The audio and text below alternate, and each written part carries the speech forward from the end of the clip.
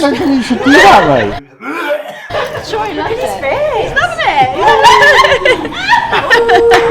I love being wanked off. Being wanked off is awesome. Hi, you guys. Hey. How's it going? Good. That's a bit of you.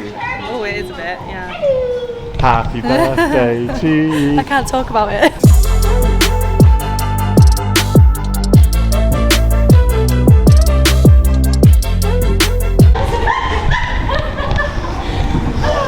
Shem, is that you? Did you do a Shem?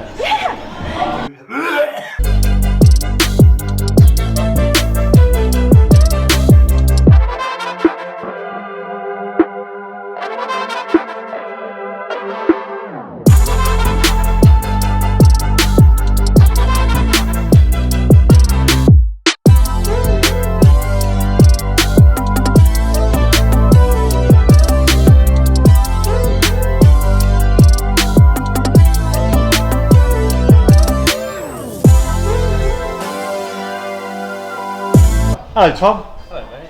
Look at this, YouTube collaboration. How's it going, mate? Warming up that glute. Good man.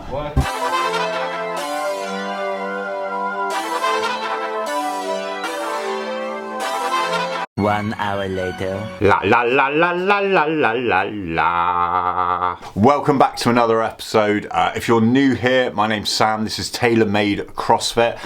Essentially, I make videos about CrossFit, about us training in the amazing gym that is Train Fit here down in the southwest of England. And today I want to talk to you about Ricky Garard. Now, if you don't know, which you may not because he's not really been in the spotlight that much up until the last couple of months, I'm going to tell you a bit about Ricky Garard. He's a 27-year-old CrossFit athlete from New South Wales in Australia. So in 2017 he placed third behind Matt Fraser and Brett Fikowski. So he won the two events, cyclocross and the Madison triplet. Prize money was $76,000. Now, very shortly afterwards, he was tested and he came back as being positive for taking two performance enhancing drugs, two steroids, the name of which, Thermobol and Dermadol, I don't know. Essentially, that's what he took isn't really the issue, although it is. What the issue was is that he flat denied it. Okay, so in the 2018 documentary, The Redeemed and the Dominant, which the Buttery Bros, whilst working for CrossFit, created, he was asked on several occasions whether or not he thought that there was doping at the games. This is what he said. Taken steroids before? No, never. I couldn't do it. Physically couldn't do it. If I did or had done it without telling anyone, or I just couldn't look at my brother or my dad in the eyes and say, I achieved what I did. Like if I came third and I'd taken performance enhancing drugs, just wouldn't feel the same. Like I couldn't look at my dad and say like, yeah, I did it. Like hugging him and that, like it just wouldn't sit with me. It'd eat me away. Losers let it happen. Winners make it happen. That sits pretty deep in my mind. In the end, if you want it, you got to make it.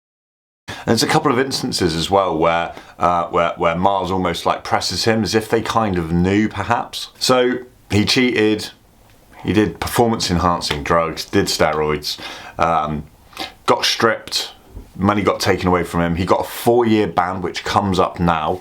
I think it's last Sunday actually it was up, so the Sunday just gone. He's now free to compete. But one of the most heartbreaking things about this is that Pat Vellner, who we know and love, found out that he'd been bumped up to third whilst he was in his kitchen the day after. So no fanfare, no family celebrations, he was just sat in his kitchen, just received the news. I mean, you know, for athletes who kind of crave that buzz, that crowd fanfare, that competing, to then not get on the podium, to then find out you were on the podium, but it was a kind of a drugs cheat who pushed you out. You know, that's heartbreaking. For someone as wholesome, well, for anyone, but especially Vellner, he's so wholesome, right? So he's continued to deny over the years that he was pushing himself to the limit. He was experimenting with different supplementation. He thought that he was clean, and he kind of cocked up a little bit. Not only that, he also phoned up CrossFit headquarters in 2019, I believe, to try and say that, or to accuse Matt Fraser of taking drugs. Yeah, dude, Ricky called HQ and tried to snitch on me. Like, he tried to tell him, like, I have cement proof, and they're like, okay, tell us. And then he had nothing. Yeah, I found that out through the grapevine after the fact. So the way he handled that was I heard a rumor. Yeah. Oh, no, like... I typed it and I sent it to you through person DM. told me. The person told me. They were like, hey, you'll never guess the phone call I just got. And I'm like, oh, sweet. It's real nice of them. Kind of a bit of a shitty thing to do. His brother, Ben Garard, also tested positive for the same performance-enhancing drugs in 2019 and is in the middle of a 4-year ban. Now, the reason that all this comes up now, one, because his 4 years is up, but also because rather than continue to deny it, he's come out and said yes, he knew what he was doing and he willingly took steroids to increase his performance. I'm going to read this out. This is a transcript from an interview that he did with CrossFit headquarters. It reads like this. Specifically to the 2017 CrossFit Games, testing positive, did you knowingly take those PEDs for the CrossFit Game?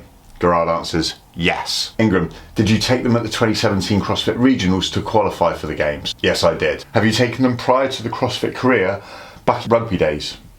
Garard says no. Have you taken them since you tested positive on October the 3rd, 2017, when your ban started?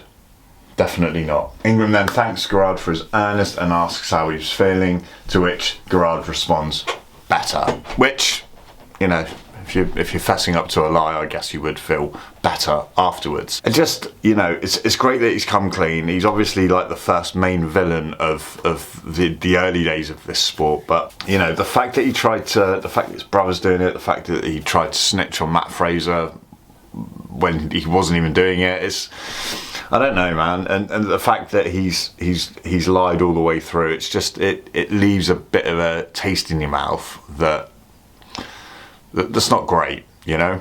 Now, one thing's for sure, it's going to be interesting to see how he does naturally, and obviously he's a really talented guy. He obviously works extremely hard. He looks like he's in amazing shape. So we're going to see Ricky compete in the 2021 Dubai CrossFit Championships, which is happening in December. So it's going to be really interesting to see how he matches up against the rest of the field. Some athletes have come out in support of him and said, you know, it takes a lot of courage to come out and admit your mistakes, which it obviously does. Others are a little bit rightfully annoyed that he's getting so much screen time. But one thing's for certain, he said he did something wrong. He lied about it. He kind of carried on that line, tried to bring others down with him a little bit.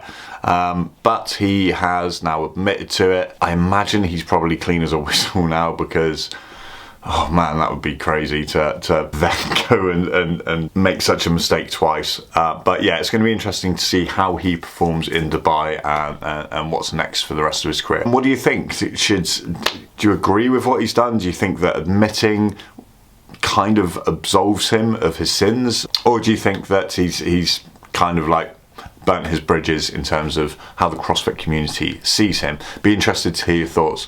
So there we go, a little bit about Ricky, and yeah, interesting topic. So I hope you enjoyed this vlog, and I will see you on the next one. Take care.